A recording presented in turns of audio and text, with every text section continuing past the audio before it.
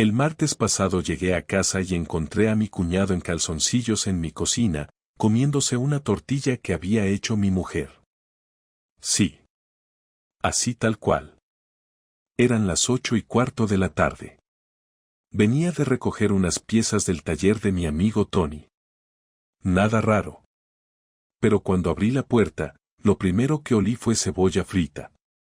Y lo segundo que vi fue a Mario, el imbécil de Mario, hermano de Laura, en la cocina, en calzoncillos, descalzo, con el pelo mojado, y con mi tenedor en la boca.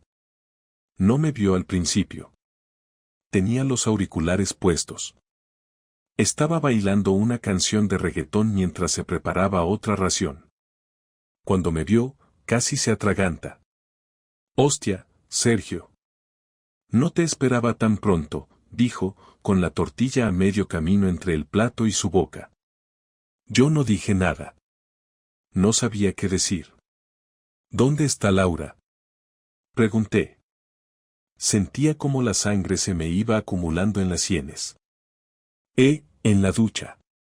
Se rascó la cabeza, nervioso, como si de repente no supiera ni cómo sostener el plato. «¿Te has duchado aquí?», pregunté, aunque ya sabía la respuesta. «Sí, es que venía del gimnasio, y bueno, como vivo lejos». «¿Y qué? ¿También te fuiste a vivir a mi casa y nadie me avisó?». Mario se rió. Una risa falsa, seca. Y ahí fue cuando lo vi. En su muñeca llevaba una pulsera roja que yo mismo le regalé a Laura en el viaje a Menorca, ese que hicimos por nuestro aniversario. Una pulsera que ella nunca se quitaba, hasta ahora. No soy tonto. Nunca lo he sido. Pero en ese momento, sentí que el universo me estaba tirando un cubo de agua fría a la cara, solo que esta vez, el agua venía con bofetada incluida. No grité. No hice un escándalo. Simplemente caminé hasta el baño, abrí la puerta sin avisar y la vi. Laura, envuelta en la toalla, aún mojada, con esa cara que solo he visto una vez antes, la de alguien que ha sido pillado. ¿Me explicas por qué tu hermano está en mi casa, en calzoncillos, con mi comida en la boca y tu pulsera en la muñeca? Silencio. Ni una palabra. Solo esa cara. Y ahí lo supe. No fue una sospecha. No fue una corazonada. Fue certeza. Como cuando escuchas un cristal romperse y sabes que ya no hay forma de volver a pegarlo. Ese fue el momento en que mi vida se fue al carajo. Así, de un plumazo. Con tortilla de por medio y olor a champú barato. Cuando cerré la puerta del baño y volví al salón, Mario ya no estaba. El plato con la tortilla seguía sobre la encimera, medio frío, y su camiseta estaba tirada en una silla. Caminé hacia el dormitorio sin decir una palabra, abrí el armario, saqué mi mochila del trabajo y metí dentro un par de mudas. No sabía a dónde iba, ni cuánto tiempo estaría fuera, pero sabía que no podía quedarme ahí. Laura apareció en el pasillo con la toalla aún pegada al cuerpo, agarrándola con una mano como si estuviera más preocupada por que se le cayera que por decir algo. Me miraba como si no supiera qué hacer, como si no supiera si tenía que hablar, llorar o fingir que no pasaba nada. «No es lo que piensas», dijo, y tuve que reír. No porque hiciera gracia, sino porque fue tan absurda la frase, tan vacía, que me salió una carcajada seca que me dejó con la garganta ardiendo. Le pregunté si se había acostado con él. Solo eso. Ni gritos, ni insultos, ni teatro. Quería una respuesta. Quería saber cuánto de lo que estaba viendo era real y cuánto era paranoia mía. No dijo que no. No dijo que sí. Solo bajó la mirada, y eso fue suficiente. Sentí como si alguien me apretara el pecho con una cuerda. Ni siquiera me enfadé en ese momento, me sentí más ridículo que otra cosa, como un idiota que ha estado aplaudiendo en una obra en la que todo el mundo sabía que era el hazmerreír. Me fui sin cerrar la puerta. Bajé las escaleras sin mirar atrás, y no porque estuviera actuando con dignidad, sino porque si me quedaba un segundo más ahí dentro, iba a decir cosas que no quería decir todavía. Dormí esa noche en casa de mi primo David. Tiene una guardilla que usa como oficina pero que puede servir de refugio para alguien que no quiere ver a nadie. Me dejó el sofá cama sin hacer preguntas, solo me dijo que estaba en el cajón de arriba el mando del aire, y que en la nevera había cerveza. No tenía hambre. Me tumbé mirando al techo durante horas. Pensé en todo lo que había pasado los últimos meses, porque cuando algo así estalla, no es de repente. Siempre hubo señales, pero uno decide ignorarlas porque prefiere pensar que no son importantes. Que Laura pasara cada vez más tiempo con su familia y menos conmigo. Que su forma de mirarme fuera distinta. Que sus mensajes fueran más fríos. Que ya no se riera con mis tonterías. Todo eso estaba ahí. Solo que yo no quería verlo. Me agarraba a la idea de que estábamos pasando por una etapa, como todas las parejas. Una racha. Algo que pasaría. Pero no era una racha. Era una decisión. Ella ya había elegido. Solo que no me lo había dicho. Al día siguiente volví al piso cuando ella ya estaba en el trabajo. Entré solo para coger algunas cosas básicas. Vi que había limpiado la cocina, como si con eso pudiera borrar lo que pasó. Sus cosas estaban intactas, su rutina seguía igual. Era como si no hubiera pasado nada. Como si no hubiera visto a su hermano en mi cocina con mis calzoncillos. Me llevé la ropa del trabajo, mi portátil, el cargador del móvil y una chaqueta. Y me llevé también la carpeta donde guardábamos los papeles del alquiler, porque algo me decía que esto iba a ir más allá de una simple discusión. Esa misma tarde, empecé a hacer preguntas.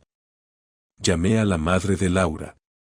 No para contarle lo que pasó, sino para ver si sabía algo. Me contestó con su tono habitual, ese de señora que aparenta estar siempre ocupada pero que no hace nada en todo el día. Le pregunté si Mario había estado últimamente mucho por casa, si había notado algo raro en su hija.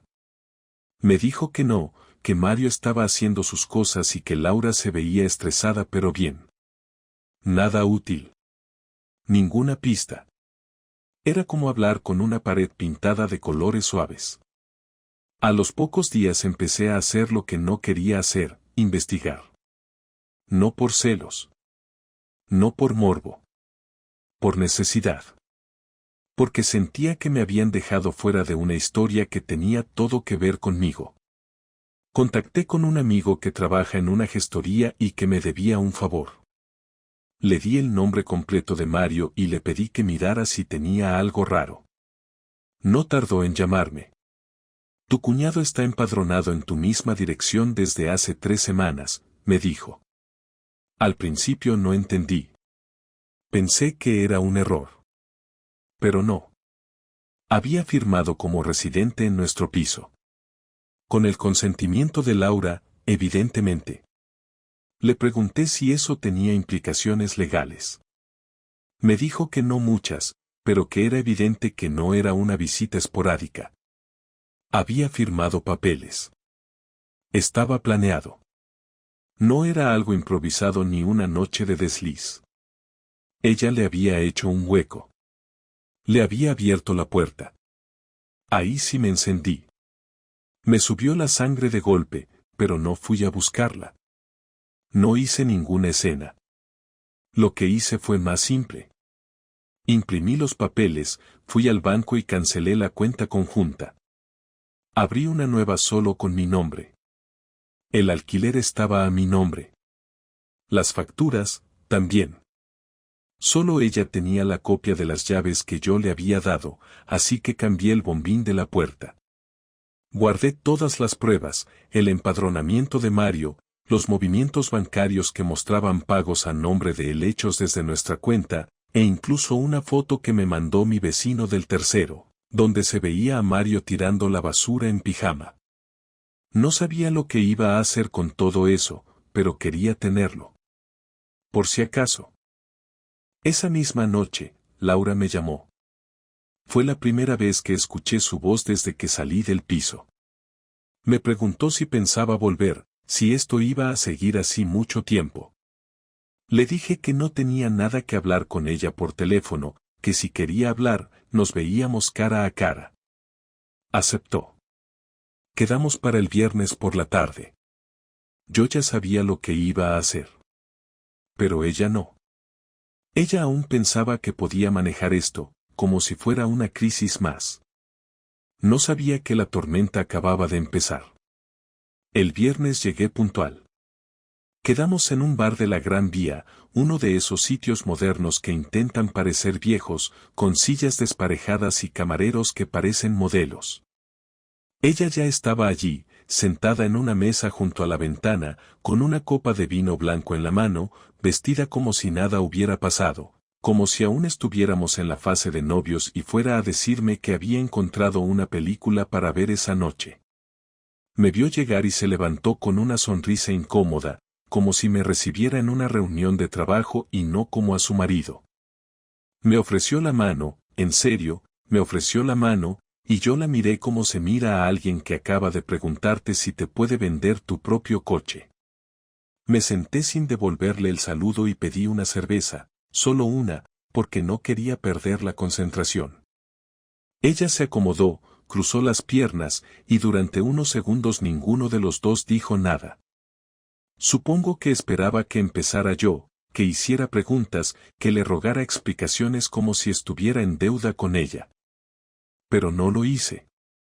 Solo la miré. No como antes. No con amor ni con rabia. La miré como si fuera una persona nueva, porque eso era, alguien que yo no conocía. ¿Cómo estás?, me dijo, y me pareció una pregunta tan estúpida que estuve a punto de levantarme e irme. Vamos a ir al grano, contesté. Quiero que me digas si llevas meses acostándote con tu hermano. La frase la golpeó de lleno. Lo vi.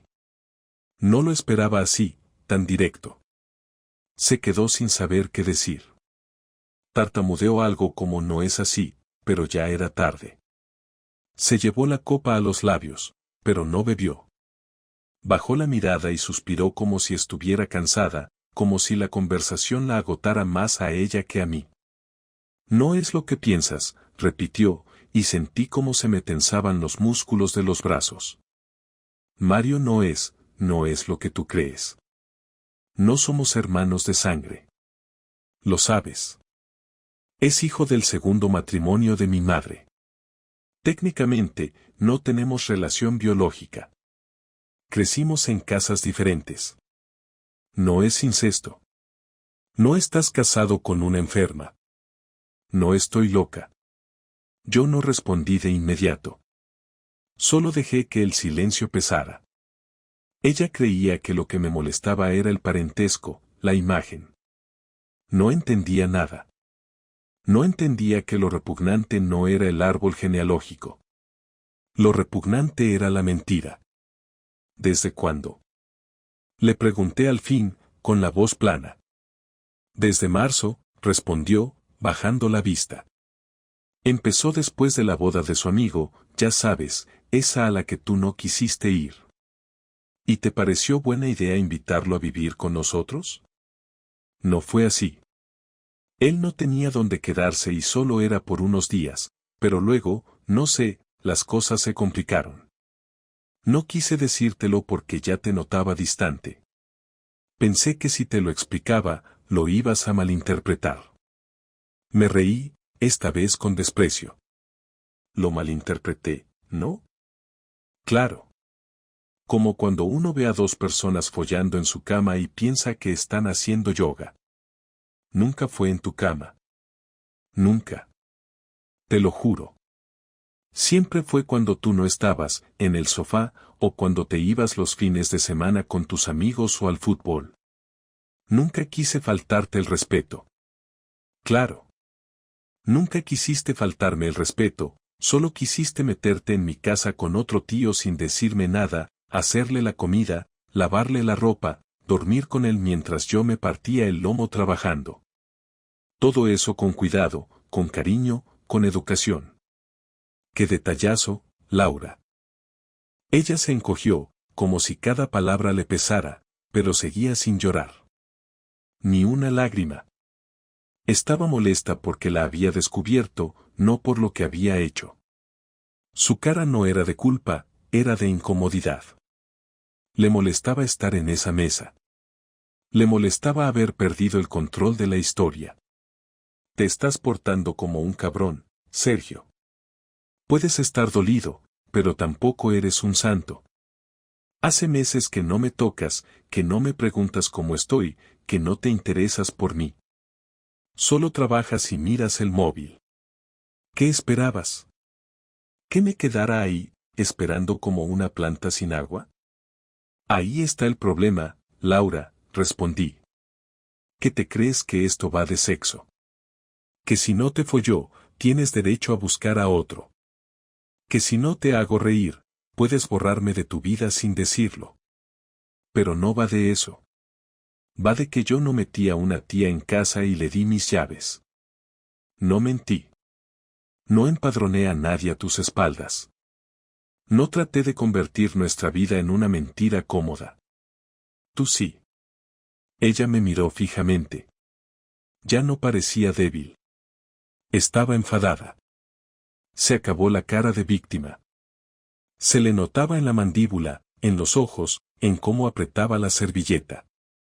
No me arrepiento, dijo al final. Me sentía sola. No tenía nada contigo. Mario estuvo ahí. Me escuchó. Me trató bien. Me hizo sentir viva. Lo que pasó pasó.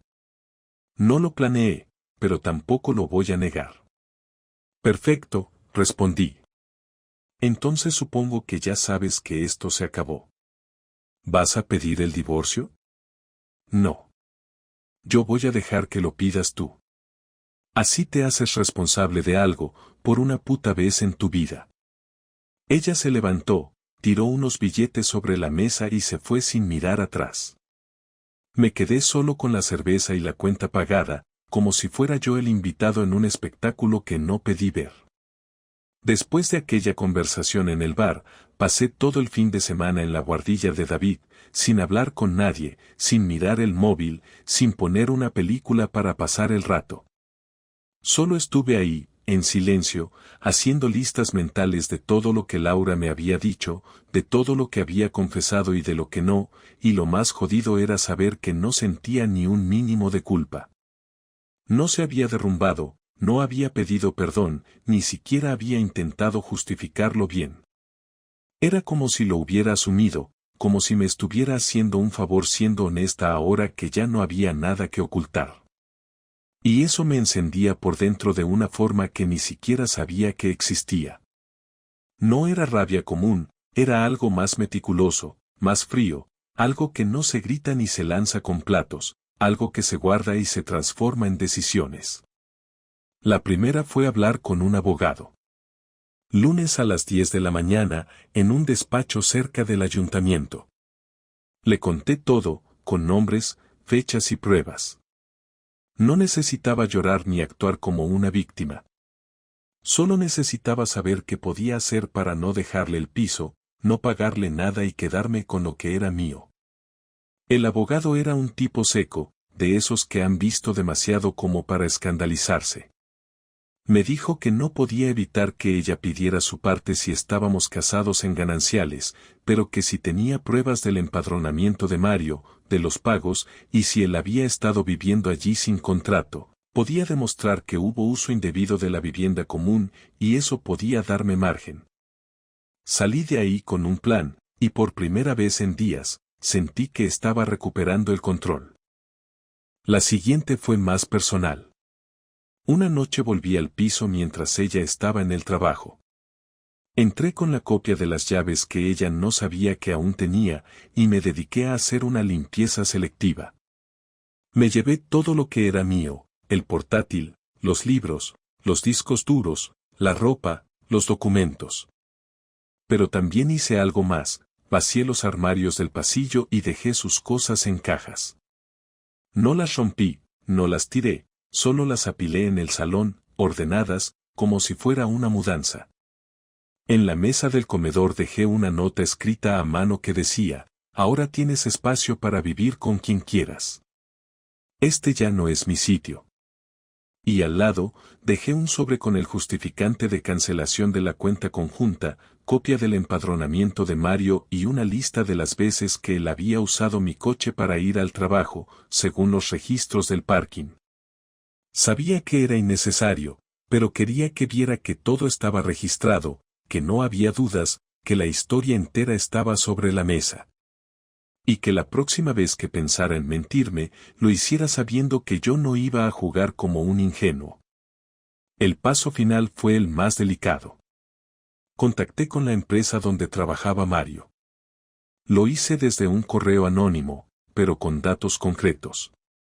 Les envié un mensaje detallado donde informaba que uno de sus empleados, Mario López, estaba utilizando un domicilio ajeno, empadronado sin permiso del titular legal, y posiblemente haciendo uso de bienes no autorizados.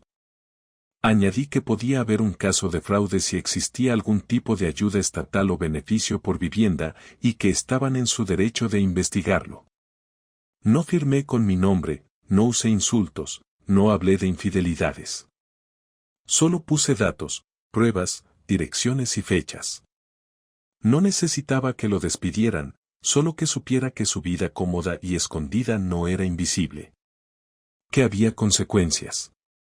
No me interesa destruir a la gente, pero sí dejar claro que no se puede jugar con la vida de otro sin pagar un precio.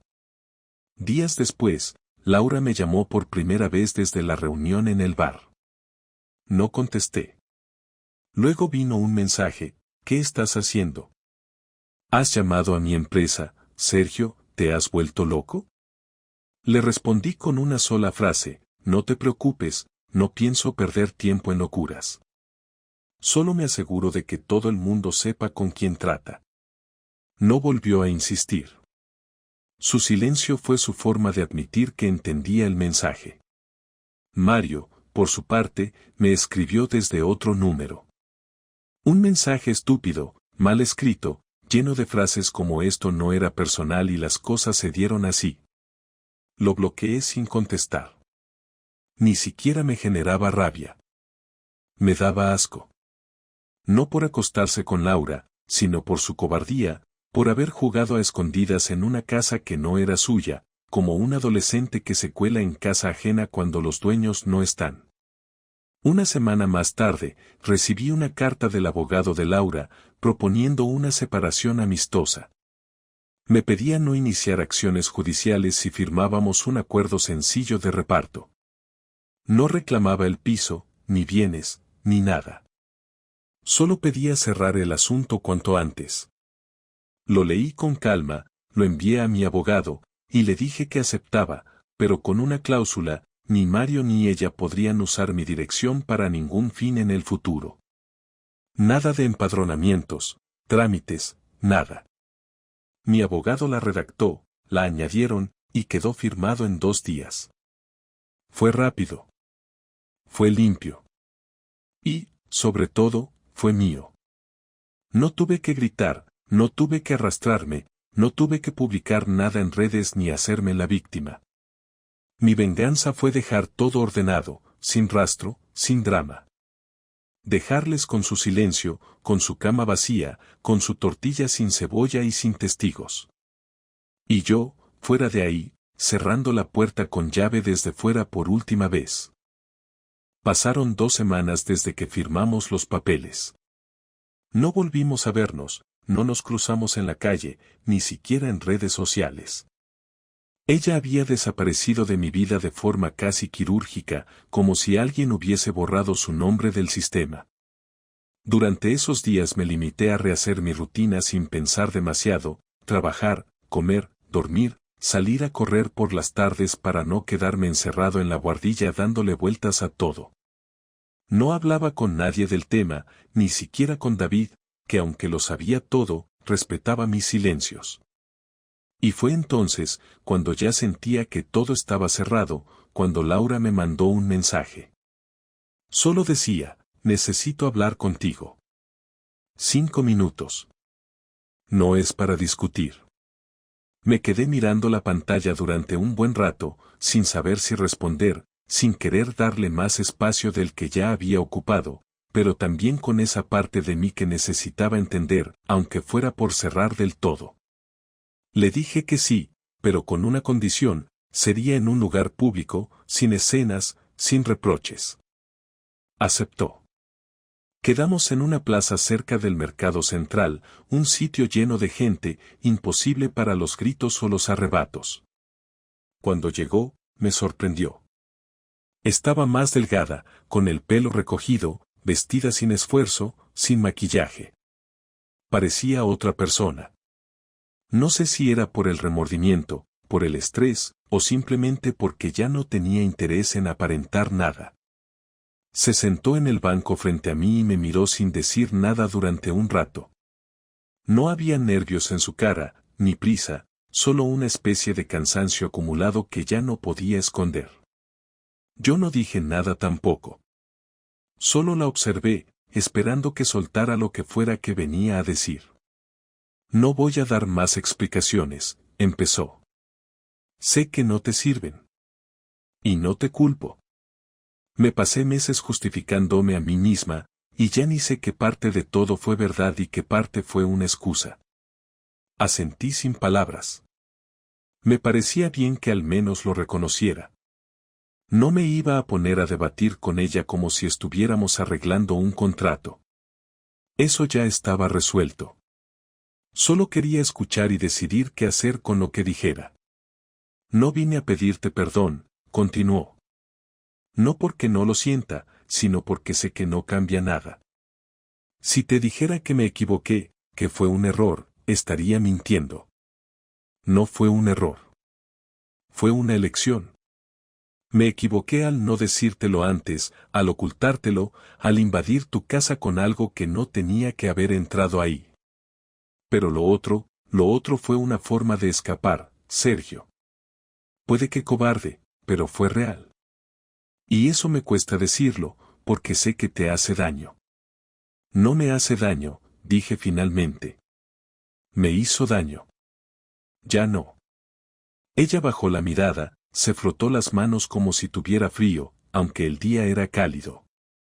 Respiró hondo antes de seguir hablando. Mario y yo ya no estamos juntos. Se fue hace unos días. No funcionó. Lo sabíamos desde el principio, supongo. Solo fue una excusa para algo que ya se había roto antes. No te digo esto para que pienses que estoy arrepentida o que quiero volver. No es eso. Solo quiero que lo sepas porque hay cosas que duelen más cuando se quedan sin contexto. Me quedé callado. No porque no tuviera nada que decir, sino porque ya no era mi tema. Si estaban juntos o no, si se hablaban o no, si ella dormía sola o con otro, ya no era mi problema. No tenía ningún interés en reconstruir nada, ni siquiera en debatir si lo nuestro tenía arreglo. Lo nuestro había terminado el día que Mario entró a mi piso con mis calzoncillos puestos y mi cena en el microondas. ¿Y entonces qué quieres de mí? Pregunté, sin levantar la voz. Quiero que me escuches una última vez, dijo. Quiero que sepas que todo lo que hiciste por mí no lo doy por sentado. Que los años que compartimos no fueron mentira. Que fuiste un buen marido, mejor de lo que merecía. Y que si no supe estar a tu altura, fue por cobarde, por inmadura, por no saber afrontar una vida que se había vuelto más rutina que ilusión. No es excusa. Solo es lo que pasó. Y no quiero que sigas pensando que fracasaste tú. Negué con la cabeza. Ya no me hacía falta oír eso. Pero entendía por qué lo decía. Ella necesitaba cerrar también, quitarse de encima la imagen de monstruo, de villana. No por mí. Por ella. Para dormir tranquila, para mirarse al espejo sin tener que esquivar la mirada. ¿Has terminado? Pregunté. Sí, dijo. Solo quería que lo supieras. Lo sé. Pero ya no cambia nada. Lo que tenía que romperse, se rompió. No hay más. Lo sé, repitió. Gracias por escucharme. Se levantó. No pidió abrazos, no extendió la mano, no buscó mi mirada. Solo se fue caminando calle abajo, despacio, sin mirar atrás. Me quedé en el banco 5 minutos más, viendo pasar a la gente. Sentí algo parecido a paz. No era felicidad, ni alivio. Era más bien como una calma incómoda, como cuando sabes que el ruido ya no va a volver, pero tampoco espera silencio. Una sensación que no tiene nombre, pero que se parece bastante a aceptar que las cosas ya son lo que son. La semana después de esa última conversación con Laura fue más extraña que las anteriores. No por lo que ella dijo, sino porque al salir de esa plaza sentí que de verdad no quedaba nada pendiente. No tenía preguntas abiertas ni pensamientos dando vueltas, no tenía curiosidad por su vida ni ganas de contarle la mía. Todo estaba sellado, limpio, como si cada uno hubiera firmado su salida de escena. No era una sensación bonita ni satisfactoria, simplemente funcional. Durante años pensé que una ruptura así me destrozaría, que si alguna vez ella me traicionaba me vendría abajo, que no podría respirar, que me quedaría sin fuerzas, pero no fue así. Y lo que más me sorprendió fue darme cuenta de que sobrevivir a esto no me hizo más fuerte ni más sabio, solo más consciente de la cantidad de tiempo que uno invierte en gente que no te ve realmente, que solo te usa como complemento, como soporte, como colchón emocional mientras planean otra cosa a tus espaldas. Empecé a organizarme de nuevo, ya sin urgencia. Encontré un piso pequeño en Benimaclet, cerca de la huerta, con buena luz y sin muebles. Era ideal. Lo alquilé con un contrato a 1 año y me pasé una semana comprando solo lo necesario. Cama, nevera, una mesa de madera robusta, una silla cómoda, una cafetera. No tenía interés en decorar nada. Solo quería vivir tranquilo. Me cambié de gimnasio, dejé de ir a los mismos bares, borré las fotos antiguas del móvil y cambié mi número de teléfono. No porque quisiera huir, sino porque me apetecía no tener que explicar nada a nadie. Solo a los que realmente estuvieran presentes. Mis padres supieron lo justo. Les conté que habíamos firmado el divorcio y que Laura ya no estaba en mi vida. No hice un drama ni permití que ellos lo hicieran. Me preguntaron si necesitaba algo, y les dije que no. Me ofrecieron su casa por si quería coger aire, pero preferí quedarme donde estaba. No necesitaba volver atrás, ni recuperar nada. Solo necesitaba mantener el paso. Una noche, ya en el piso nuevo, me senté con una libreta y empecé a escribir todo lo que había pasado, desde aquel día que llegué a casa y vi a Mario en calzoncillos, hasta ese banco en la plaza. No por nostalgia, ni para guardar recuerdos, sino para dejar constancia. A veces uno necesita poner las cosas en palabras para saber que no se lo ha inventado todo. Escribí sin pausa, sin pensar demasiado. Recordé cada diálogo, cada gesto, cada silencio. Lo volví a leer todo al día siguiente y luego lo rompí en pedazos. No porque me avergonzara de lo que había escrito, sino porque no necesitaba guardarlo. No era una historia que quisiera revivir. Pasó un mes sin novedades. Ningún mensaje de Laura, ningún intento de contacto. A veces pensaba que me escribiría, que aparecería de nuevo con alguna excusa, pero no lo hizo. Y me alegró. Saber que la historia había muerto de verdad. Que no quedaba ni el eco. Un viernes por la tarde, David me propuso tomar unas cañas con unos amigos suyos. Dudé al principio, porque no tenía ganas de hacer de sociable, pero al final acepté. Fuimos a un bar de barrio, lleno de gente corriente, sin pretensiones. Estuvimos hablando de cualquier cosa. Fútbol, trabajo, música, tonterías. Y por primera vez en mucho tiempo me reí de verdad. Sin esfuerzo. Sin peso.